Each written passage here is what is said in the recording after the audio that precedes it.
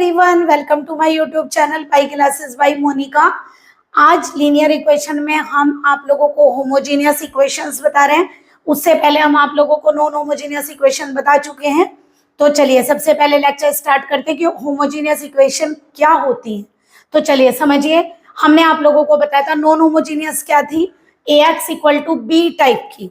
जो ax equal to B form की होंगी वो नॉन होमोजेनियस थी। But ax is equal to O का मतलब जीरो, ओ मैट्रिक्स का मतलब होता है नल मैट्रिक्स, यानी ax is equal to zero is called homogeneous equation. जैसे मान लो एग्जाम्पल लिखते हैं, जैसे ये लिखा हमने x minus 2y plus 3z, यहाँ कॉन्स्टेंट नहीं होगा, जीरो होगा। ओके तो इस टाइप की इक्वेशंस क्या कहलाती हैं, होमोजेनियस। अब देखिए अगर होमोजेनियस इक्वेशन सॉल्व करने के लिए आ गई तो आप लोग रूल कैसे याद करेंगे। अगर आप लोगों की जो ए मैट्रिक्स है उसकी रैंक नंबर ऑफ वेरिएबल के इक्वल आ जाती है तो then it is called unique solution या ट्रिवियल सॉल्यूशन। और इस सॉल्यूशन को हम क्या बोलते हैं, और याद रखिएगा होमोजेनियस में जो यूनिक सॉल्यूशन होता है वो हमेशा नॉन जीरो सॉल्यूशन होता है। वो हमेशा जो सॉल्यूशन आता है जीरो आता है। जब भी अगर आप सॉल्व करेंगे तो भी x जीरो, y जीरो और z जीरो ही आएगा। ओके तो यानी कि ये कहलाता है आप लोगों का जीरो सॉल्यूशन। यूनिक सॉल्यूशन आएगा बट आएगा हमेशा जीरो सॉल्यूशन, चाहे आप सॉल्व करके देख लीजिएगा। और अगर रैंक के लेस देन n आएगी तो क्या कहलाता है, इनफाइनाइट सॉल्यूशन।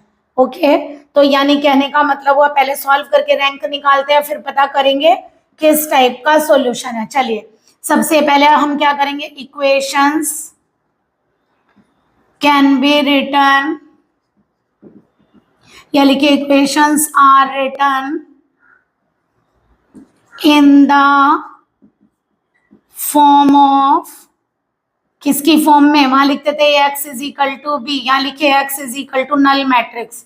तो देखिए a क्या है आपका 1 माइनस 1 1, कोफिशिएंट लेते हैं ना 1 माइनस 1 1, इस पर आइए 1 2 माइनस 1, यहाँ लिखिए 2 1 3। अगर किसी ने हमारे प्रीवियस लेक्चर नहीं अटेंड किया तो प्लीज उनको करिए अटेंड, तभी ये समझ में आएगा आप लोगों को।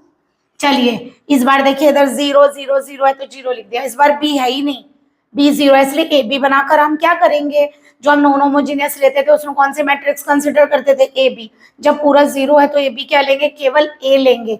तो अगर आप अपने रूल से मिलाएंगे जो आप लोगों के होमोजेनियस के, तो शुरू के दो रूल वही है, ए बी हटा दीजिए।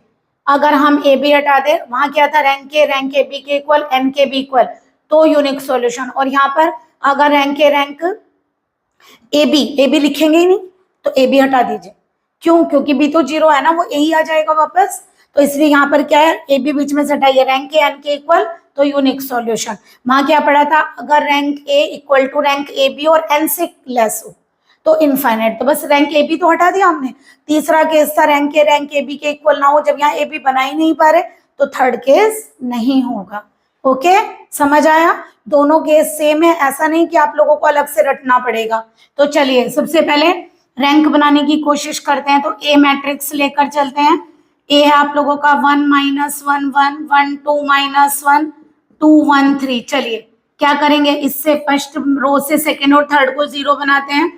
तो R2 को बनाने के लिए R2 माइनस R1 और R3 को बनाने के लिए बताइए कहां से 0 होगा, -2 से, तो इसकी -2 से करिए। ओके करिए जरा, बताइए ये क्या हो जाएगा आप लोगों का, ये आ जाएगा 1 minus 1 1, first row as it is, इसको यहाँ माइनस करिए 0, इसको यहाँ माइनस करिए माइनस माइनस प्लस, इसको यहाँ माइनस करिए -2, इसकी -2 से करके यहाँ ऐड करिए, ऐसे भी तो लिख सकते हैं ना, -2R1 लिख सकते हैं ना। तो -2 से करके ऐड की 0, -2 से ऐड करी 3, -2 से ऐड करके यहाँ पे ऐड करेंगे कितना होगा 1। ओके अब एक काम करिए जरा, एक नंबर 0 2 नंबर, इसको 0 बनाना है, डायरेक्ट माइनस कर दें। R3 को बनाने के लिए R3 माइनस R2, तो बताइए क्या बनेगा, 1 माइनस 1 1 0 3 माइनस 2 0 0, यहाँ माइनस करेंगे तो 3 हो गया। ओके यही आएगा। अब बताइए रैंक ऑफ ए कितनी आई, कोई भी रो 0 नहीं है तो rank of A equal to कितनी है 3। और यहाँ नंबर ऑफ वेरिएबल देखिए, हियर n इक्वल टू कितना है 3, क्योंकि तीन वेरिएबल है, एक x1 एक x2 और एक x3, तो इसका मतलब ये किसके इक्वल है, n के, यानी कि नंबर ऑफ वेरिएबल्स के। तो क्या बताया था अभी, अगर नंबर ऑफ वेरिएबल्स के इक्वल है तो सॉल्यूशन कैसा होगा, unique.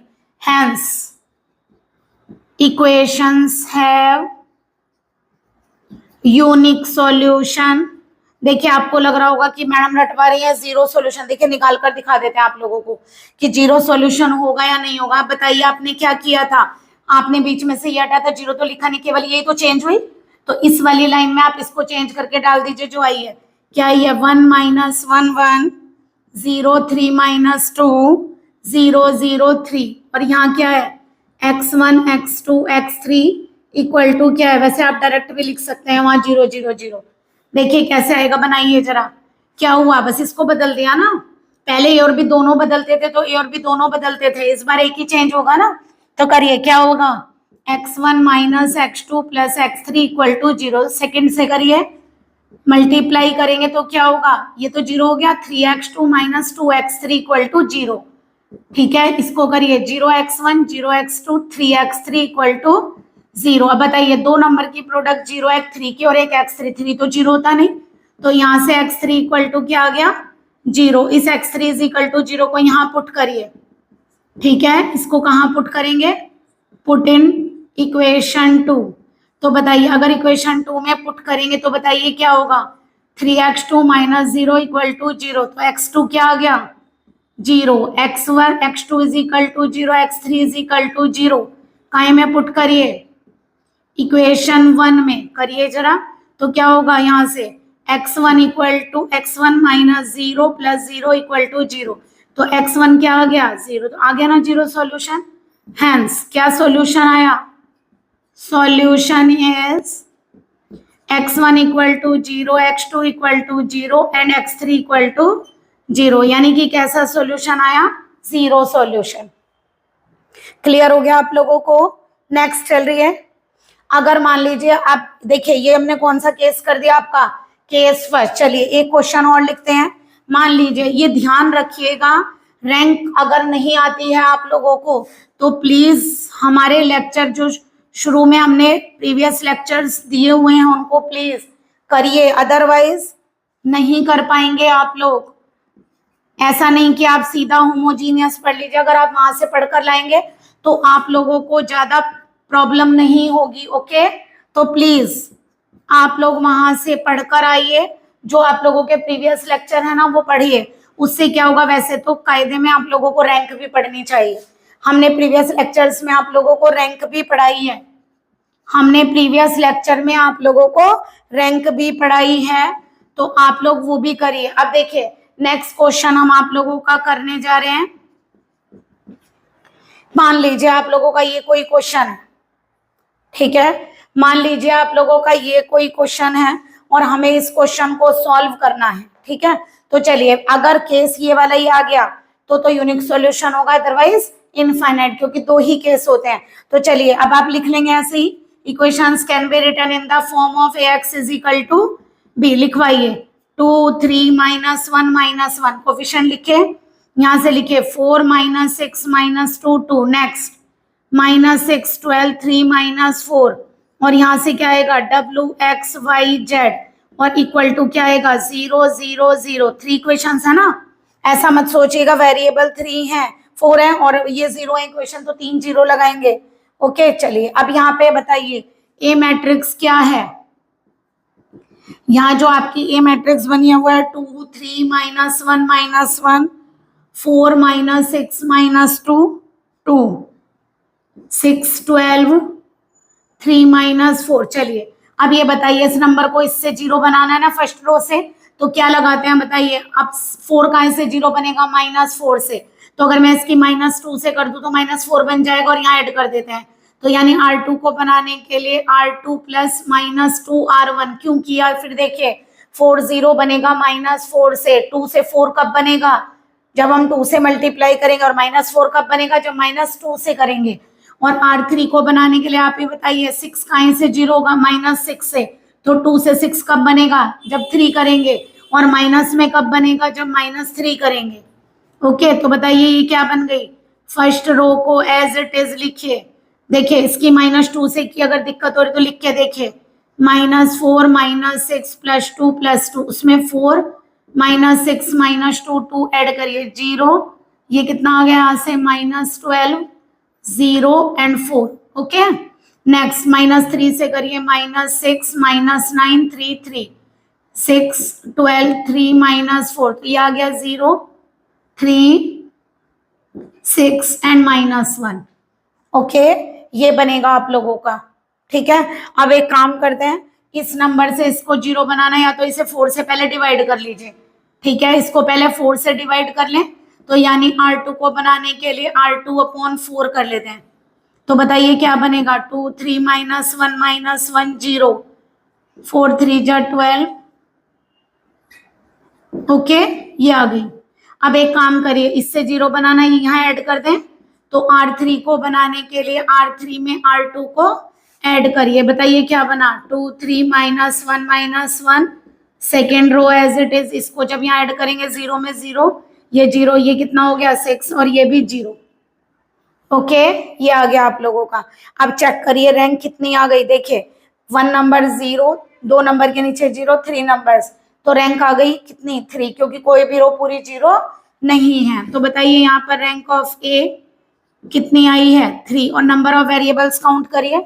Here n equal to कितना है बताइए 4, WX Y Z, तो यानी कि ये लेस देन n है, क्योंकि n की वैल्यू कितनी है 4, तो 3 कम है 4 से, इसका मतलब हैंस हो गया second case. Hence equations have infinite solutions, यानी इक्वेशन क्या रखेगी, इनफाइनाइट सॉल्यूशन। तो अब क्या करेंगे, इसको एक ही जगह पुट कर, एक ही जगह पर इसको चेंज कर दीजिए। क्या है यहाँ पर WX Y और Z, और इक्वल टू 0 0 0। चलिए करिए, क्या बनेगी बताइए, मल्टीप्लाई करेंगे 2W + 3X - Y - Z 0। Next बनाइए -3X, और यहाँ से Y वाला भी 0, Z आएगा इक्वल टू 0, और यहाँ से कौन सा वाला आएगा, थर्ड वाला 6Y इक्वल टू 0।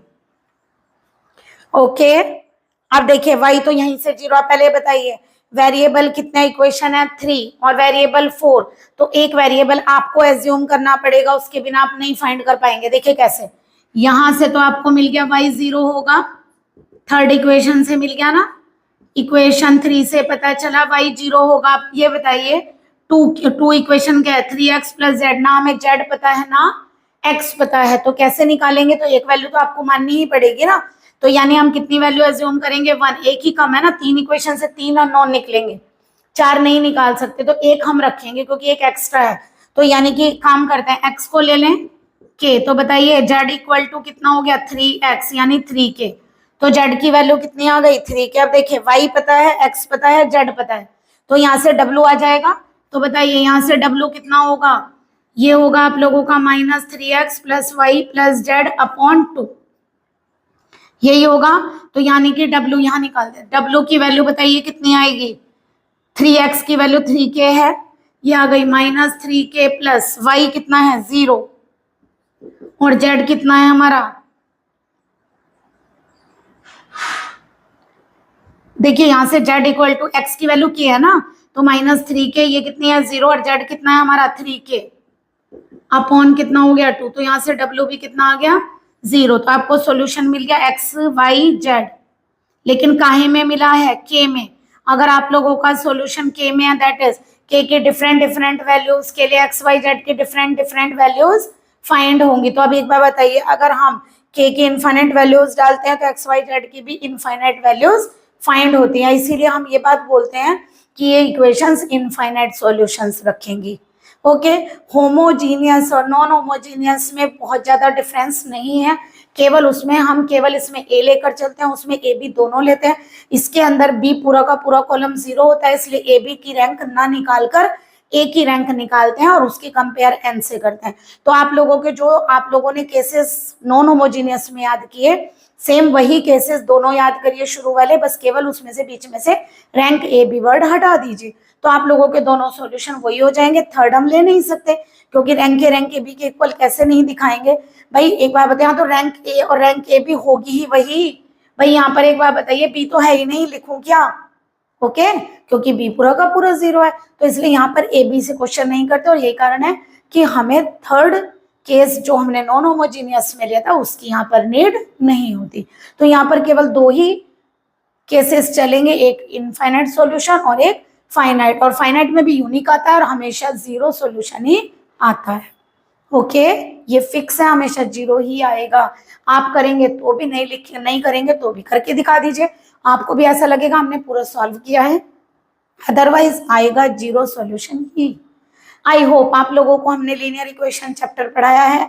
अगर आपको लग रहा है कि आपकी कोई क्वेरी है इसमें चैप्टर में, तो आप प्लीज हमें बता सकते हैं, अदरवाइज हमारा ये चैप्टर करीब करीब कंप्लीट हो गया। अगर हमें लगेगा कोई और इम्पोर्टेंट क्वेश्चन हमें कराने तो हम नेक्स्ट लेक्चर में कराएंगे, अदरवाइज हम नेक्स्ट चैप्टर आप लोगों का शुरू करेंगे। ओके, तो फिर आपको भी थोड़ा सा तो हेल्प करनी चाहिए, यानी कि जब तक आप हमें कमेंट नहीं करेंगे आपको हमारे लेक्चर कैसे लग रहे हैं, तब तक हमें भी क्या होता है, हमें भी नहीं लगता कि हम लेक्चर्स बनाए आप लोगों के लिए, तो हमें भी मोटिवेशन मिलता है। इसलिए प्लीज हमारे जब आप लेक्चर देखते हो तो उस पर कमेंट भी करिए।